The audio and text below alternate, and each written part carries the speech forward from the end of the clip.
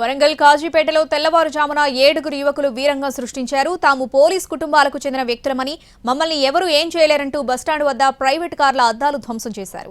ఈ ఘటనలో 2 కార్లకు సంబంధించిన అద్దాలు పూర్తిగా డ్యామేజ్ అయ్యాయి. ఓ క్యాబ్ డ్రైవర్ తలకు తీవ్ర గాయాలు కాగా అతన్ని ఎంజీఎం హాస్పిటల్కు తరలించారు. 7 యువకుల్లో 3 పోలీస్ కుటుంబాలకు చెందినవారు, ఒకరు సిద్దిపేట కమిషనరేట్కి చెందిన ఓ సీఐ కొడుకు, మరొకరు కానిస్టేబుల్ కుమారుడున్నారు. క్యాబ్ డ్రైవర్స్ పై దాడి తర్వాత కాజీపేట పోలీస్ స్టేషన్కు వాళ్లను తరలించగా అక్కడ కూడా పోలీసులతో యువకులు వాగ్వాదానికి దిగారు. ఇంత జరిగినా దీనిపై ఇంకా కేసు నమోదు చేయలేదు పోలీసులు. నిందితులు పోలీస్ ఫ్యామిలీస్ కు చెందిన వాళ్ళు కనుకే కాజీపేట పోలీసులు కేసు పెట్టడం లేదని ఆరోపిస్తున్నారు క్యాబ్ డ్రైవర్స్.